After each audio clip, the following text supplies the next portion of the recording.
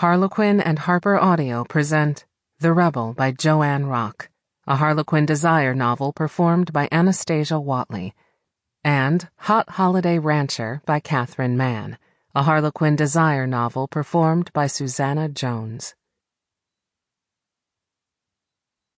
1. Marcus Salazar would have enjoyed the afternoon trail ride a whole lot more if he'd left his cell phone back at the ranch. He'd set the device to vibrate after ignoring 2 calls from the office, but he still found himself checking it. He couldn't help it. He'd come to Mesa Falls Ranch, a Western-style luxury corporate retreat here in Montana, for the most important business meeting of his life, to hammer out a deal with his half-brother Devin that would finally give Marcus full control of Salazar Media. Their negotiations couldn't start soon enough to suit him. When his phone began buzzing again, he plucked it from the breast pocket of his canvas jacket and saw that it was Devin calling. Maybe his brother had finally arrived. Marcus reminded himself to be civil and start things on a positive note.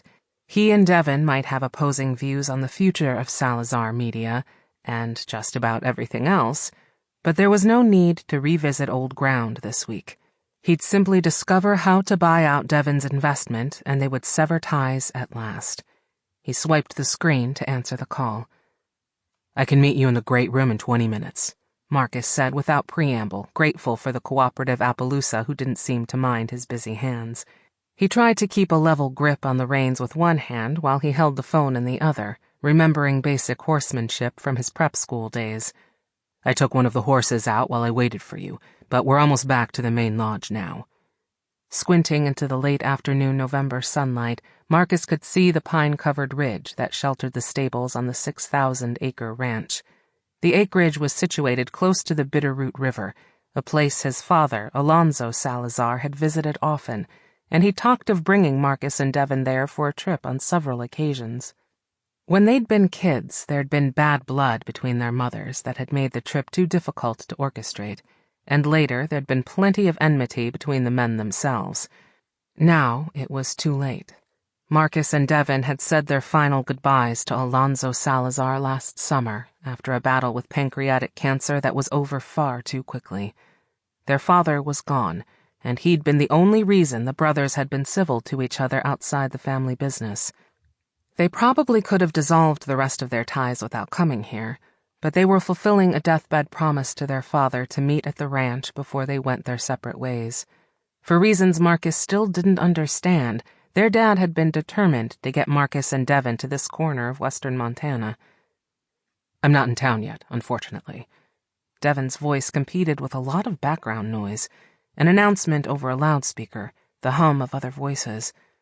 "I'm still in the airport in Mumbai." "Mumbai?"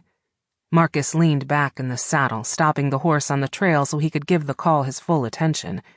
"As in the other side of the globe?" Frustration simmered in his veins.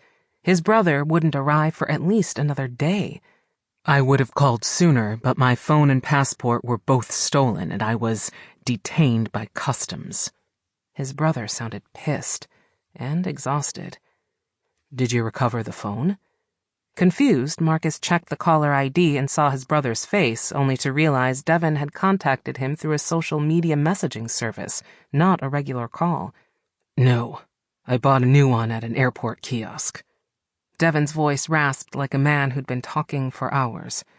"I've got a message into the embassy to get some help returning to the States, but in the meantime There was interference on the call, as if Devin was walking through a wind tunnel.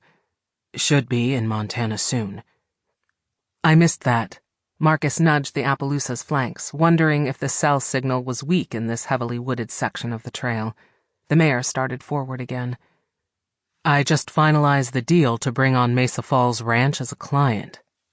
He'd been working on that angle with the ranch owners ever since he'd realized the trip here was inevitable, and he'd received a verbal agreement from one of them earlier in the day. "I can take an extra day to work on their account personally, but if you're not here in 48 hours, I'm flying back to Los Angeles." Marcus handled the West Coast office. Devin was his co-president in New York. Only their father had outranked them, and he'd been a mostly silent figurehead CEO. "There's no need.